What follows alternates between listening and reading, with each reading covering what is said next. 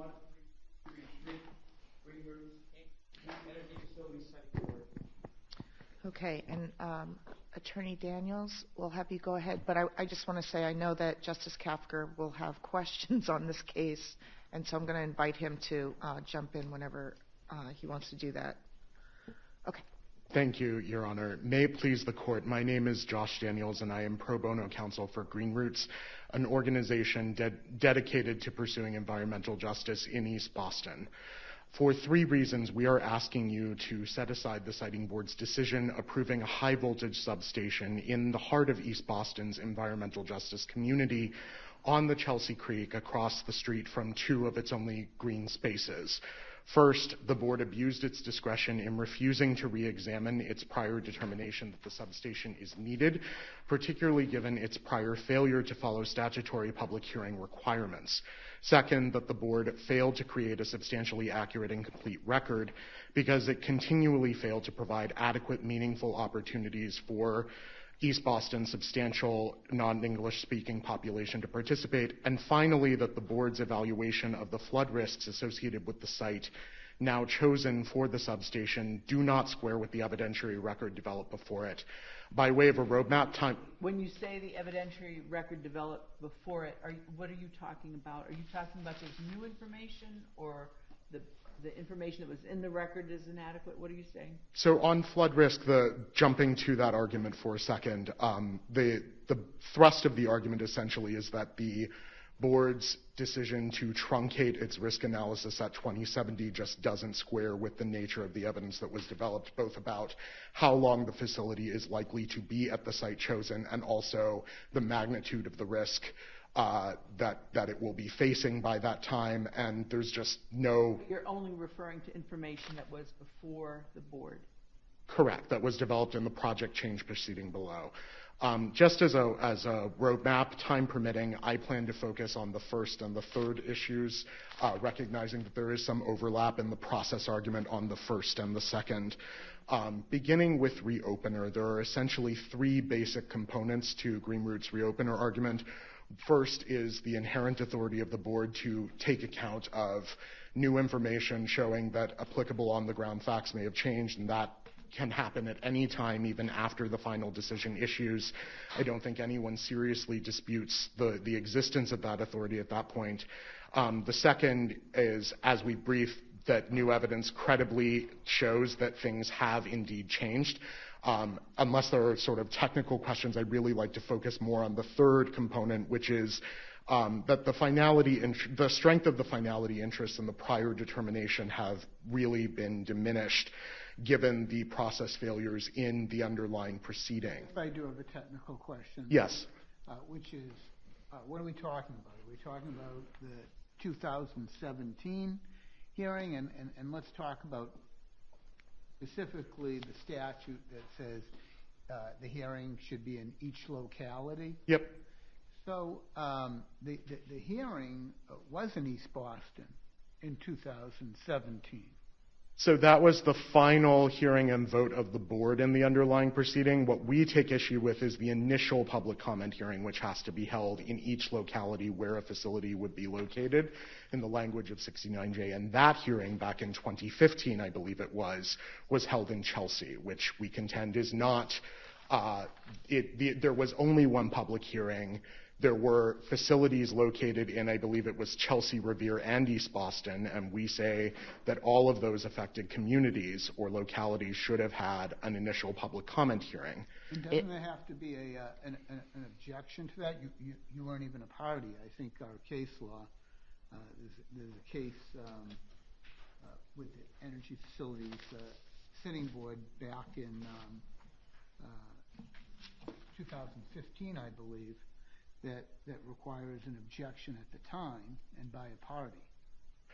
So we were not a party to the underlying proceeding, mostly because it's basically, as a practical matter, almost impossible to effectively participate as a party without counsel. And until I came along in 2019, GreenRoots was unable to find, or its predecessor organization at the time was unable to find counsel to represent them. But I think going more to the thrust of your question, Justice Lowy, We do not think that the failure to abide by the board's statutorily required procedures is utterly without consequence when the board is now seeking to, in essence, stand on what it decided in the underlying proceeding. The strength of finality, I think, in almost any context is a function of the fairness of the process through which that finality was achieved. I think the board's own precedent speaks to whether the prior determination was fully and fairly litigated, and so we think that's how that failure to hold a public hearing in East Boston comes into play. Going to the language of the statute, I mean, the statute, I think, is sort of clearly imposes a more stringent requirement than the regulation that the board has purported to promulgate in furtherance of the statute. What the regulation says is a public hearing shall be held in one or more of the affected cities and towns, and the statute is more stringent. It said that the board must hold an initial public comment hearing in each locality where a facility would be located. Even by my friends on the other side's own dictionary definitions, locality encompasses neighborhood, community. It means at most, I think, the same city or town, but it even... I don't know. The Black's Law Dictionary definition is a small area of a city, county, or state. Vicinity, neighborhood, community. Right. And the thrust of that entire definition is a small area. As I read the other side's briefs, what they seem to be saying is, well, it's for the board to determine, essentially draw a circle around the affected communities, and that can be the relevant locality on sort of a case-by-case basis. I'm not sure how you square that with either the definition of locality, which sort of looks at the smallest, at sort of the smallest units, including the neighborhood or the community, and also how it squares with the word each, because the statute, by using the word each, already contemplates that in many cases there's going to be more than one community affected, and so there's going to be a need for more than one public hearing, and yet the regulation purports to make a different choice than the statute, which is essentially to try and minimize the board's public hearing obligations by saying, well, it's fine if you hold one per petition. The statute doesn't say that you should only hold one per petition. It says you should hold one in each affected locality. I think there's also, it's worth emphasizing how sort of path-dependent and the initial public comment hearing is. I think, as Eversource points out in their brief, the public comment hearing at the beginning has cascading effects. It sort of shapes what the proceeding looks like that follows, because the comments that are received at the public comment hearing may inform not just who intervenes, but also what issues get explored, either by interveners or by board staff. And so the board never got, because we think, based on the record, only 7 people commented at that initial public comment hearing in Chelsea in 2015. Counsel, could I go backwards for a minute? Yes. Is this an issue of locality or notice? And what I'm asking is, if they were to announce and notify the residents in East Boston that are in the affected locality that this public hearing is going to be held at this time and place in Chelsea, whereas they've got plenty of notice of where it is, and then only 7 people show up, I'm wondering what's the thrust of what you say the locality issue is. Is it proximity to the public hearing, or is it notice of the public hearing? I think it's proximity to the public hearing. I think the statute makes a policy decision, which is that we want to make it easier for the people who are closest to the proposed action, who are closest to the site where this project is going up, who will have to live next to this thing in their neighborhood, to make it easy for them to come and be heard. And is that your interpretation of it, or are you relying on something explicit that says that? It is my interpretation. To my knowledge, this particular provision of 69J has not yet been interpreted, and so that will be a task for you.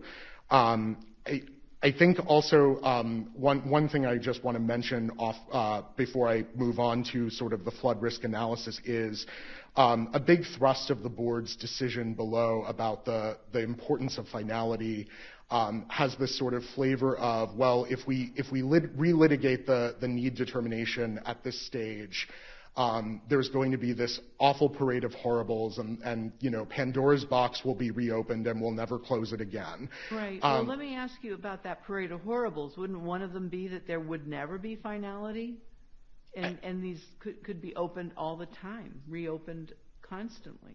I mean, I think that parade of horribles rings a little bit hollower now, since finality actually has been relitigated in the new proceeding that's still pending before the board below, and that's probably going to be coming to you a year from now, which is, the company Eversource sought a 69K certificate to essentially override other state and local permitting requirements. As part of that proceeding, the issue of need was slated for adjudication. It has been litigated. We're awaiting a tentative decision on that proceeding. How does that affect this? So I mean, basically the argument is sort of, we could have relitigated this 3 years ago because we're relitigating it now. But how does that relitigation affect this appeal? I don't think it directly does. I just thought the court would be interested to know. No, it's interesting to know that. So the whole hearing's being redone? There have been new evidentiary hearings, I believe 8 days of them. I should say I'm not directly involved in those hearings. I'm just trying to make sure, are you getting the same remedy somewhere else that you're seeking here? Not exactly, because I think what we would have wanted is a chance to relitigate the issue of need before the final construction at the new site was approved, rather than after, when now we're in the position of having to challenge that final construction on appeal. I don't think we're any longer asking for the chance to relitigate need, because we've already had that chance as a practical matter. But I think it just goes to show that the finale. But if you win, it goes back for rehearing? If we win which? Here. If we win here, the decision gets set aside, right, and it gets remanded to the board for further proceedings. Which are now ongoing. Right. I mean, I suppose there is a bit of mootness, in the sense that we no longer have to. There's a mootness vibe here. Yeah, a vibe, definitely. We're no longer in the position of having to ask for the chance to relitigate need, because we've now gotten that chance through other means. Right, but I think it would still suggest that the decision here should be set aside, because the board abused its discretion in saying, well, there's no way we can relitigate need when we're already relitigating need. And, if we can relitigate it this year, we could have relitigated it 3 years ago. And how does that relitigation of need affect the other two issues in the case? So I don't think it does. I think the flood is pretty well cabined. The flood risk issue is pretty well cabined to itself. Won't be considering that? Pardon? They won't be considering that, or any of the evidence about the 100 years versus the 2001? I don't know to what extent. I've been mostly focused on the new proceeding in terms of its effect on the need issue. I'm not. I can't really speak to how much they've relitigated flood, although I suspect there might have been some relitigation. So, counsel, I'm completely confused now. Are you saying that the number one issue that you're spending oral argument on has already been, you've already achieved a relitigation of the need issue? In essence, yes, but we are still unhappy with the approval of the construction at the new site. And would like that approval set aside for the reasons that we have briefed. I think at this time, if there are no further questions. Yes.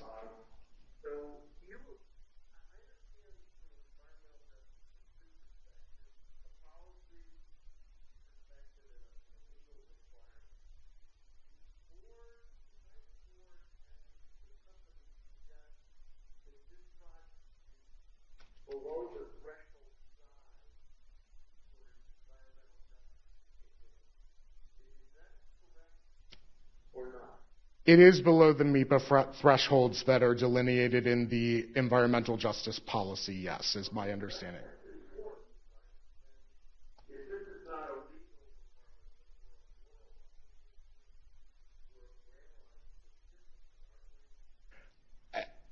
I mean, I think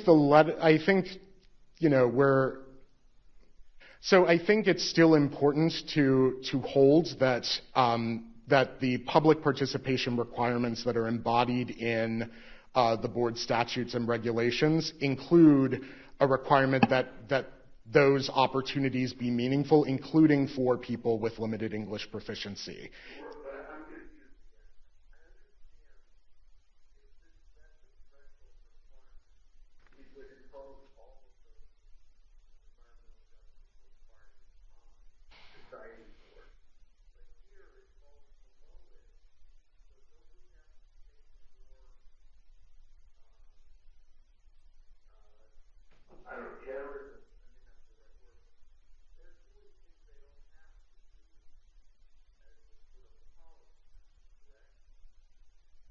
I mean, I think they're obligated under other legal requirements beyond the environmental justice policy. I don't think that the public participation requirements are there just essentially for window dressing. I do think they do have to be meaningful.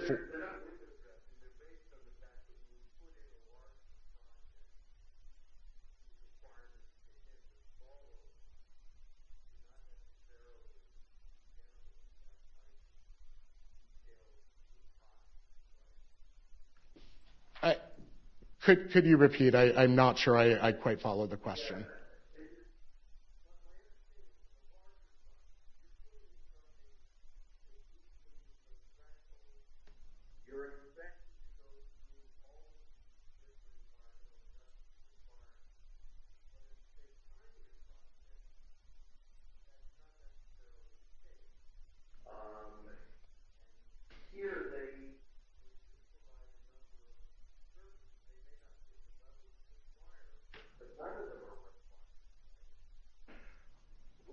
I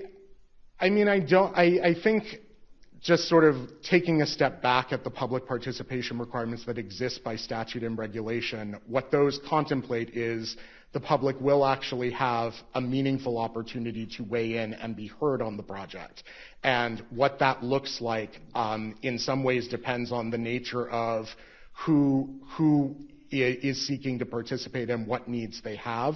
And I think it's at least consistent with the department's language access policy from 2018 that you take a holistic look at whether the accommodations of the services provided are up to the level necessary to facilitate that meaningful participation that the statute and the regulations contemplate. I mean, if somebody is limited English proficient, they need interpretation, and that interpretation needs to be adequate to allow them to understand what's going on and contribute effectively to the discussion.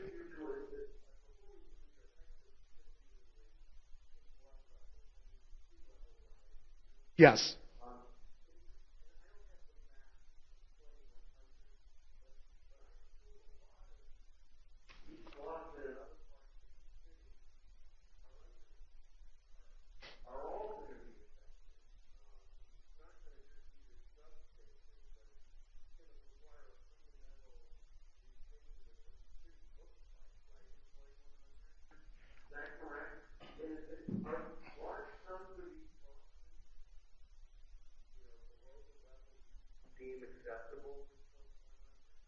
I mean, I suspect they may well be. I think sort of the way that I sort of approach that particular issue and that particular aspect of this issue is just because we may need to think a lot about what we're going to do as a city to face the daunting challenge of climate change into the next century doesn't sort of give us a pass from the obligation to sort of select a site, select the best the best site that's as resilient as we reasonably can. And based on the record that the board has developed, I don't think there's any serious dispute about two things. One is that this substation is likely to keep operating until the 2100 timeframe. There's evidence in the record that some of their substations have been in service for upwards of a century. And two,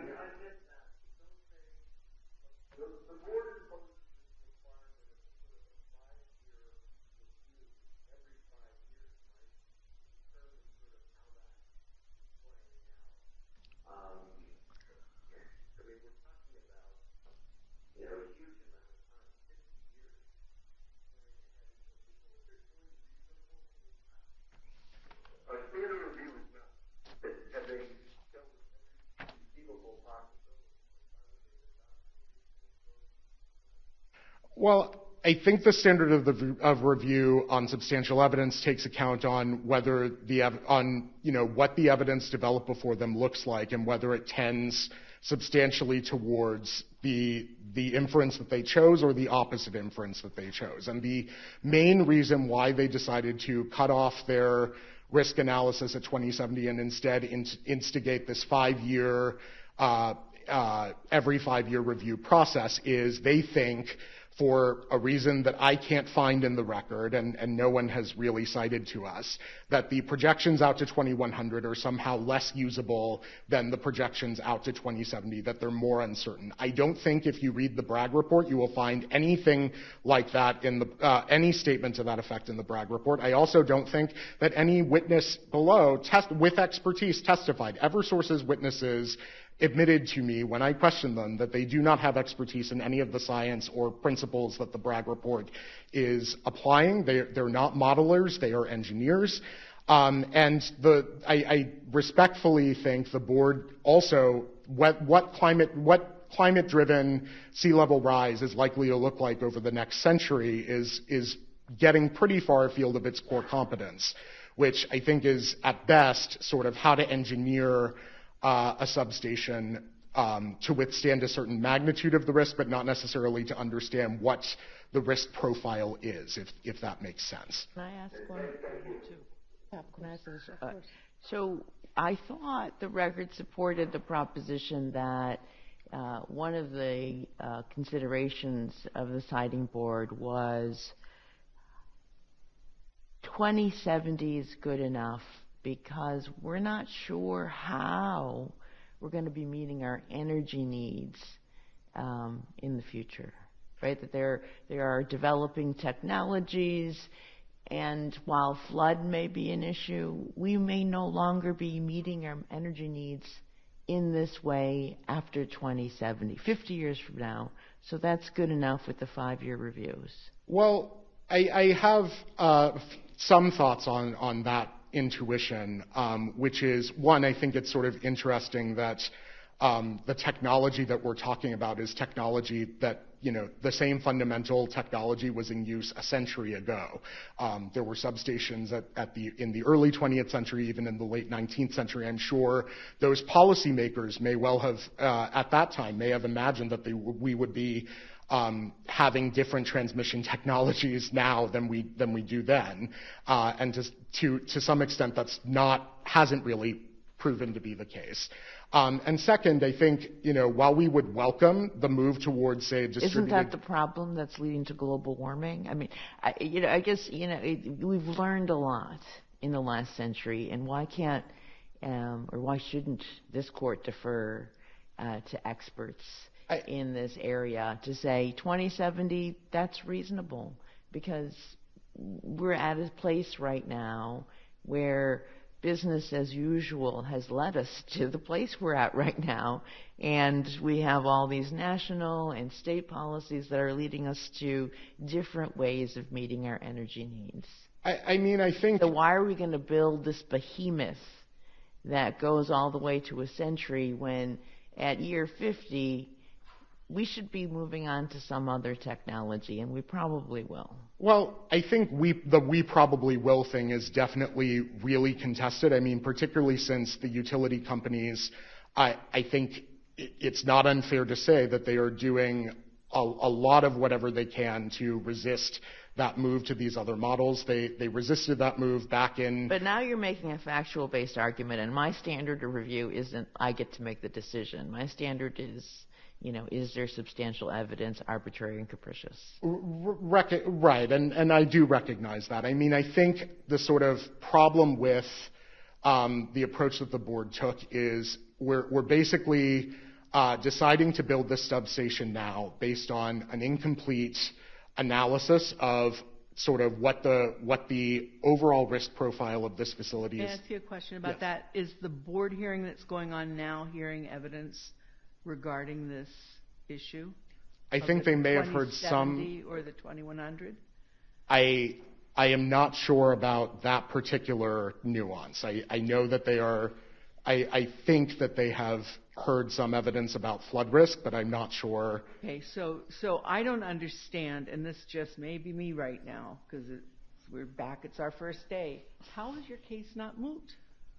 So it's not moot because we are challenging the project change decision approving construction, and we are aggrieved by that decision. But you have and the proceeding. All of your arguments as to why that is wrong are being heard by the board. Right, but the outcome of the new proceeding is not whether to approve construction, it's whether to grant the permitting overrides that would otherwise be required under Chapter 91. So it's not the same hearing. It's not a hearing. It's not the same hearing. It's not seeking the same relief as the project change proceeding, which was we would like approval to build this substation on this new site. The new hearing is sort of related to that, but more specifically about the permitting overrides for Chapter 91 and other licensing. You say it's related to that. How much? So it will not change, I don't think, the construction approval that the board issues under 69J. What it would do or not is to affect whether the substation receives a substitute for otherwise required Chapter 91 or other permits. Okay. Thank you. Thank you. Attorney Ramos.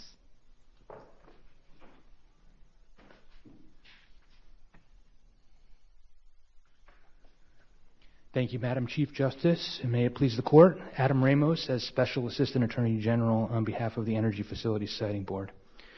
As this Court recognized in the Town of Sudbury decision last year, reliable electricity service is essential to the health and well-being of all residents of the Commonwealth. The project at issue in this appeal is a critical reliability project that was fully approved in 2017 in the original proceeding. I think the Court pointed out a critical distinction that we need to make here as to whether we're talking about the original proceeding or the project change proceeding on this appeal. There was no appeal from the final decision in the original proceeding, and this is an appeal from the limited and narrow scope of the project change. And the project change answered only one question. What impact, if any, is there of moving this substation in East Boston 190 feet to the west on the same parcel of land from which it was already approved? That's important because GreenRoots, although not a participant in the initial proceeding, did not appeal from that proceeding, nor did anybody else. They have only appealed from the project change proceeding. And that project change proceeding litigated and led to a final decision that occurred more than 3 years later. GreenRoots' appeal really is primarily an improper attempt to revisit the original proceeding, and this Court should not credit GreenRoots after the fact complaints about process or give GreenRoots a second bite at the apple because it now wishes that it had participated fully in the original proceeding. Doing so would upend administrative process and the critical role of regulatory finality, and it would hamstring the Board's ability to perform efficiently and effectively its critical role in reviewing projects like this one that will help the Commonwealth transition to an ever more electrified and decarbonized energy future fueled by renewable generation. It would also deprive the communities of Chelsea and East Boston the reliability benefits that will come from this project, in addition to the other benefits that flow from it, including soil remediation at the project site and a community benefits agreement that will benefit the entirety of the community. Counsel, may I ask you, if we agree with you, say we agreed with you, what would happen if the board comes to a different conclusion in the present hearing? Do you mean Adjustment or a change? so? This is an appeal from a decision as to whether or not to approve the move of from one site to the other. There would still be an approved project at the original site, and presumably the company would seek to build at that site or take other steps to move forward with the project. But as the record reflects, there has been a land swap, and currently the company does not have the land rights to the original site. So there is some uncertainty around whether the project would move forward. But from the board's perspective, there's an approved project, either an affirmance at the new location, or if the court were to go in the other direction, at the previously approved, unappealed location from the final decision. So I think what GreenRoots would say is it's true that the 2017 hearing did take place in the locality.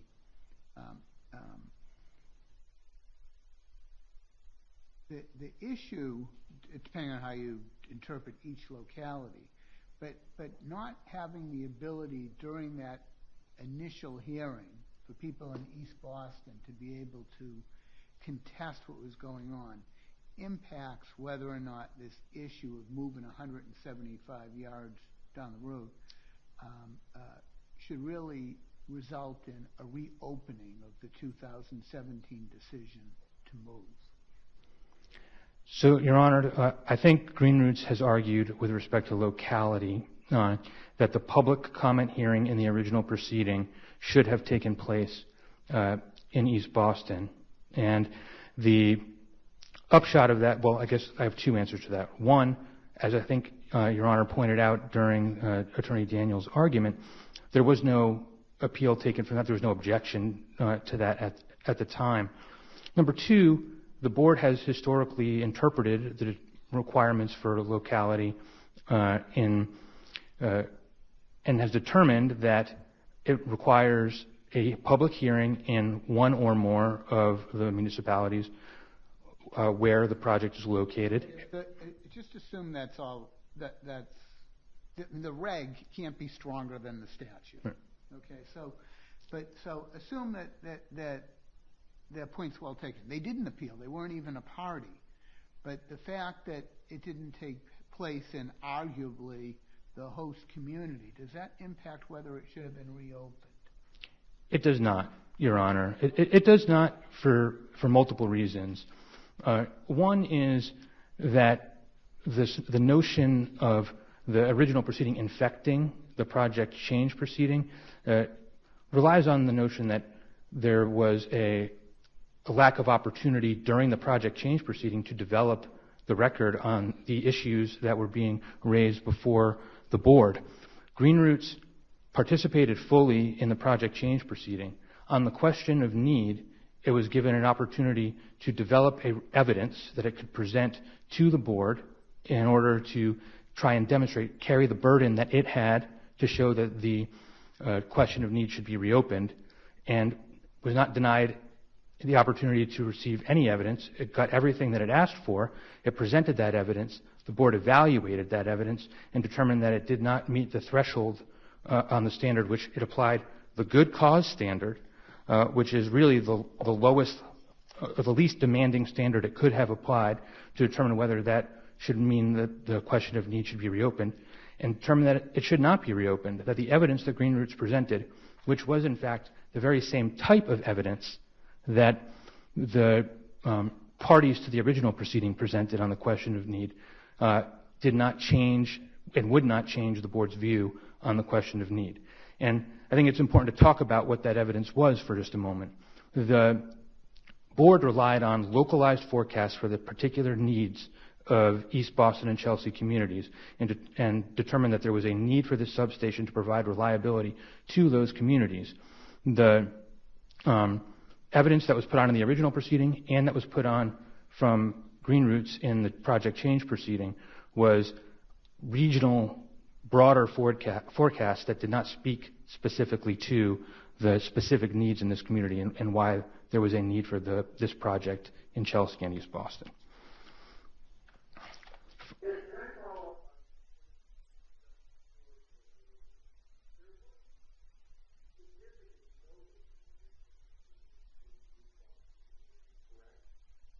That is correct.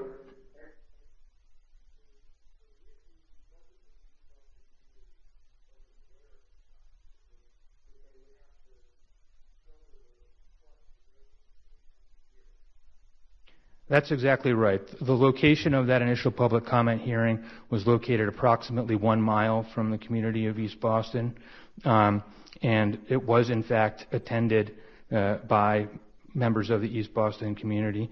The number of attendees is not indicative of a lack of notice or opportunity to be present. In fact, Chelsea and East Boston, this area of it, right around the creek and across the river, is essentially a community, and it is a single community. It happens to be in 2 municipalities.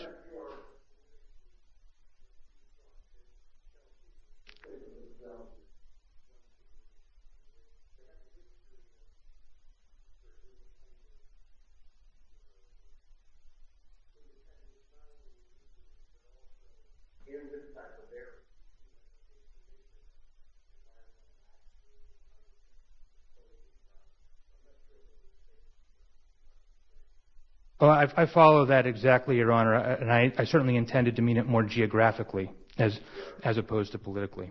There are certainly areas of East Boston that would have been less accessible to members approximately adjacent to the project than the Chelsea Senior Center, where the public comment hearing was held.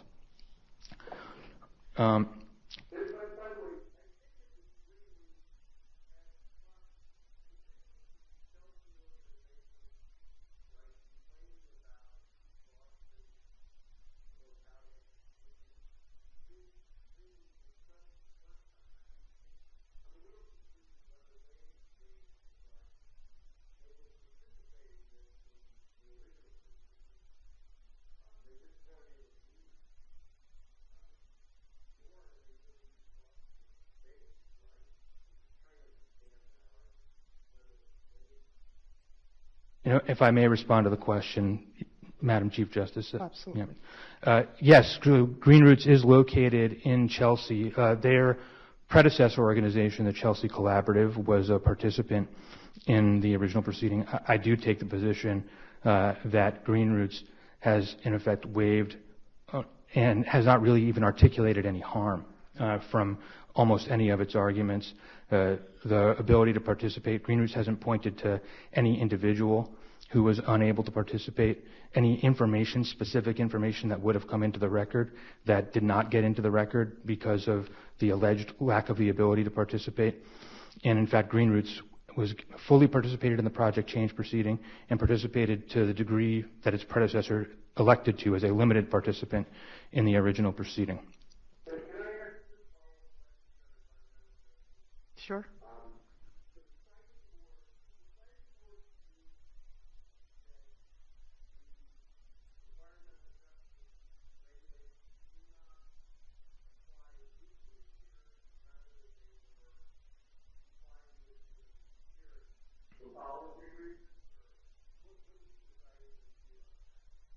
The Siting Board's view is that the enhanced outreach and enhanced analysis procedures under the environmental justice policy did not apply here because it did not, the project did not rise to the level of the Massachusetts Environmental Protection Act triggers. The Siting Board takes the position.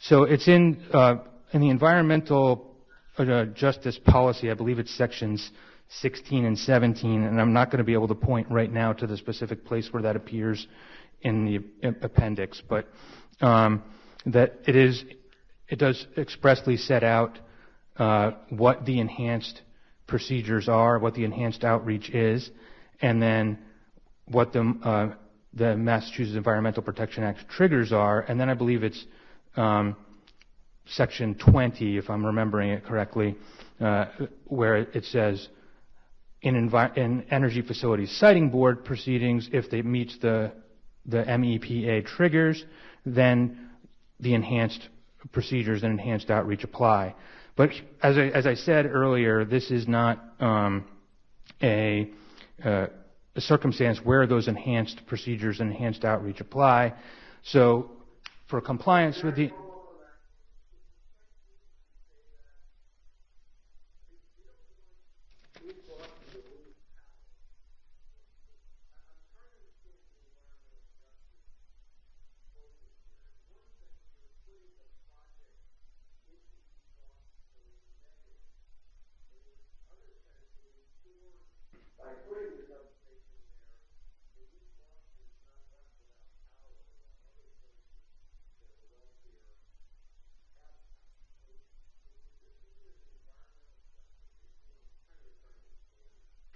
I think that you're exactly right, Justice Kafker. The benefits that will flow from this project happening and being located in East Boston are significant to the communities of East Boston and Chelsea.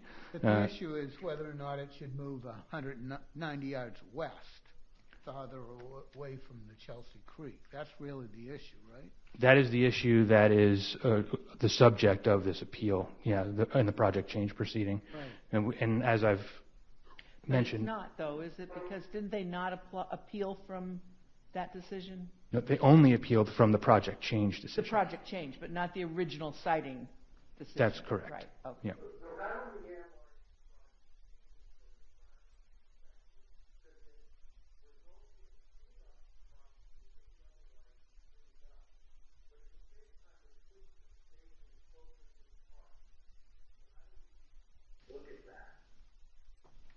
Well, it's in the board's charge to balance the interests of reliability, cost, and environmental impact. And the board took in the evidence during the project change proceeding related to each of those issues, specifically as to how they applied to the 190-foot shift, evaluating the question of what it meant for it to be closer to the park and closer to the creek as opposed to the prior location, which was slightly further away, and determined that the additional environmental benefits that would come from the soil remediation and not a significant increase in potential or speculative environmental harms. Further, there was an extensive study regarding things like EMF showing that there's not any sort of risk of adverse effects just from being close to the substation from an EMF perspective. And substations fundamentally are not particularly dangerous, and Eversource can speak to some of the way that substations function. But there was a reasoned determination, subject to the board's discretion, that in the balancing of the factors, that the move on balance satisfied its statutory obligation to weigh reliability, cost, and environmental impact. Okay, we all set? Thank you. Thank you. Attorney Rosenzweig wants to make sure he doesn't lose his chance. Come on up.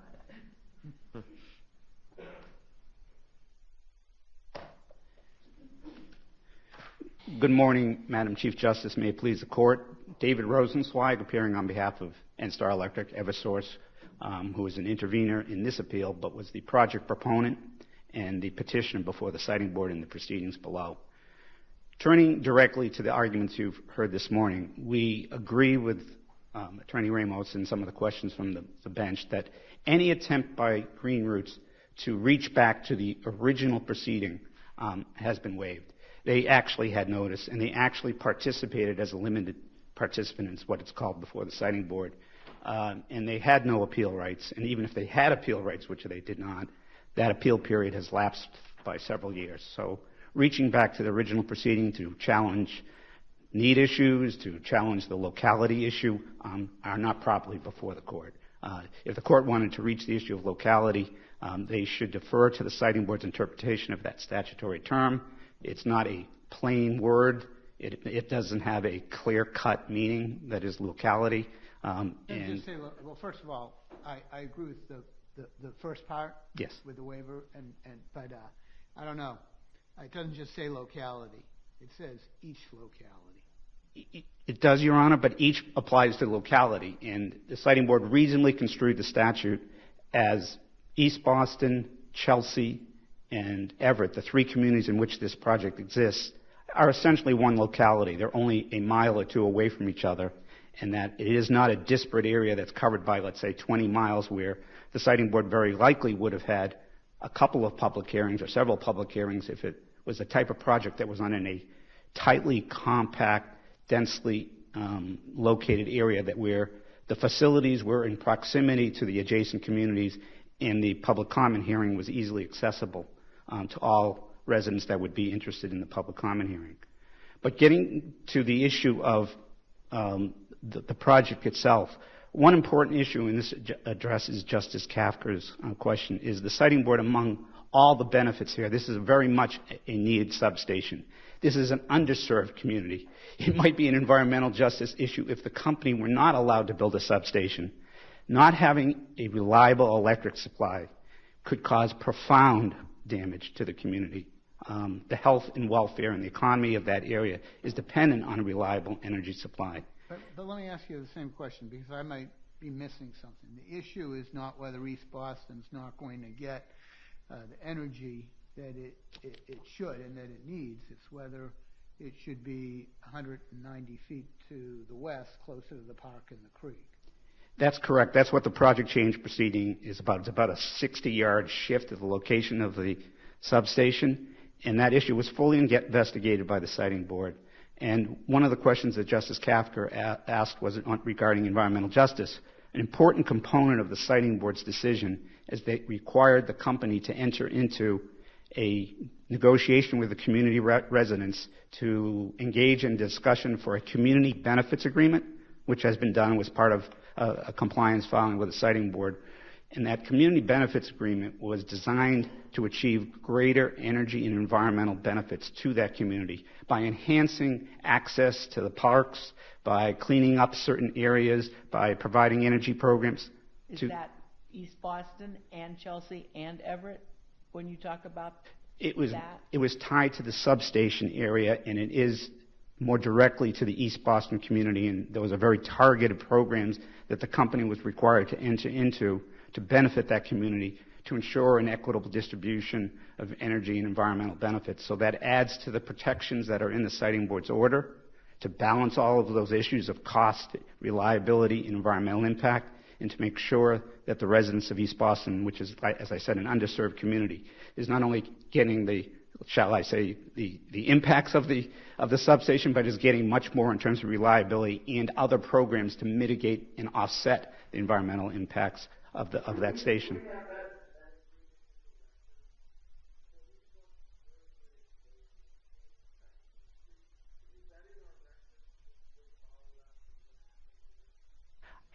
Justice Kafker, I would have to check on that. It's a matter of public record. It was part of the siting board proceedings in terms of a compliance filing made after the final decision. And I can check on that and provide that in a post-argument letter to you if that would be helpful. One other point on sea level rise. We disagree with GreenRoots. The great wealth of the evidence in the case was clearly in favor of this conservatism of the company's estimate for sea level rise, and that there was adequate margins added into the substation height to ensure that there would not be risks of flood or sea level rise that would adversely affect the station for its likely useful life of the equipment. Ongoing studies would be conducted all the time to ensure that that equipment is safe and resilient to sea level rise and to flooding events.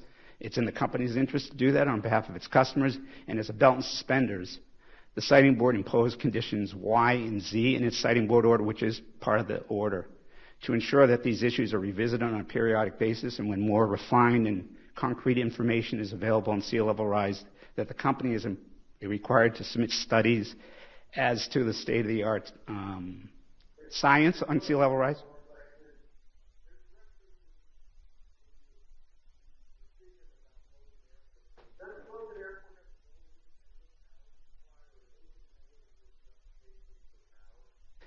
Logan Airport is dependent on power from East Boston. They do not have their own independent supply. They are supplied as a customer by Eversource, and they, along with others in the East Boston and Chelsea community, rely on the same power supply, and it would have dire consequences if there were outages that affected not only just East Boston itself, but Logan Airport is a very significant customer in the region.